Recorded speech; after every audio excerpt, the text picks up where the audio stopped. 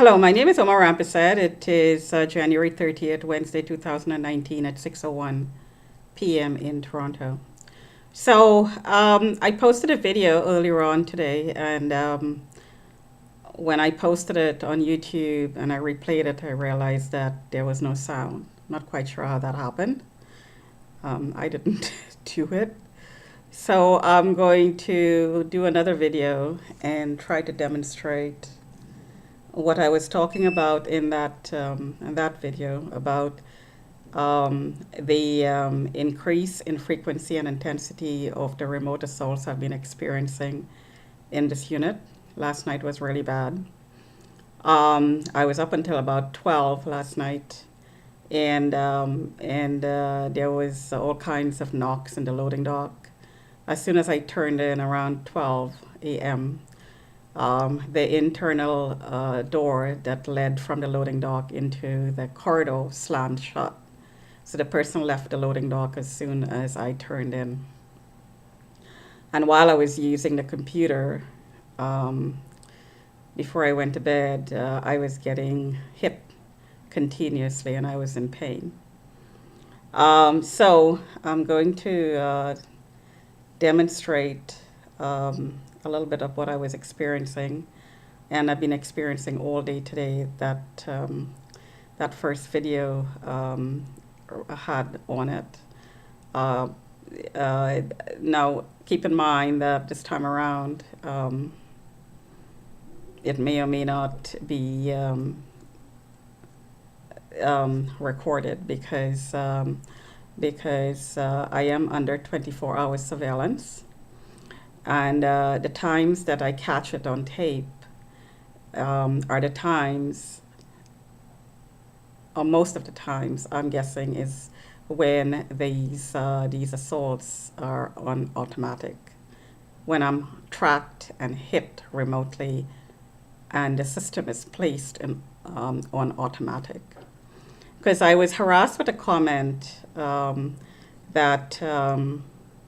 That one of the informants or one of the monitors had the eating feedback loop. And there is a feedback loop that takes place. So it goes like this.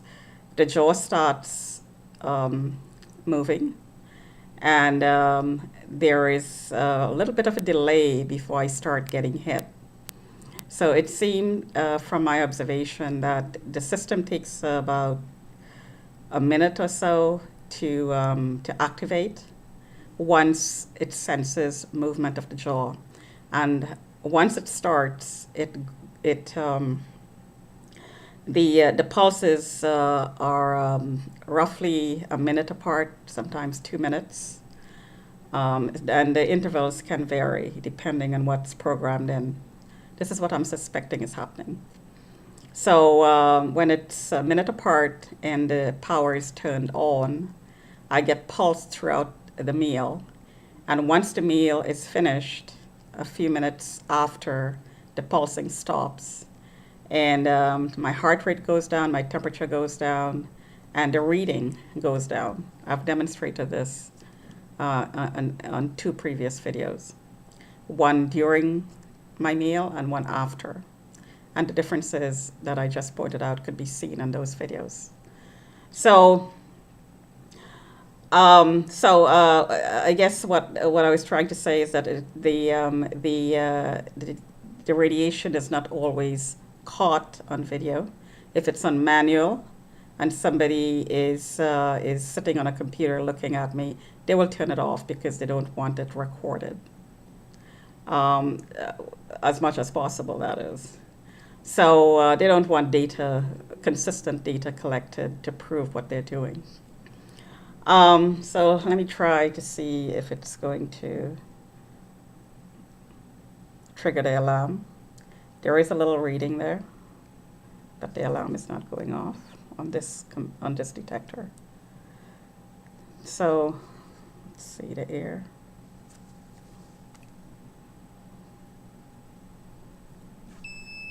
There we go.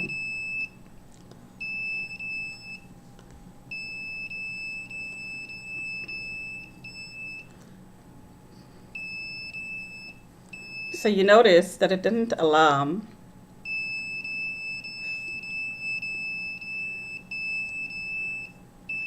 for the first few minutes, and then suddenly it started. So something was activated. So here is the area that is being targeted right now.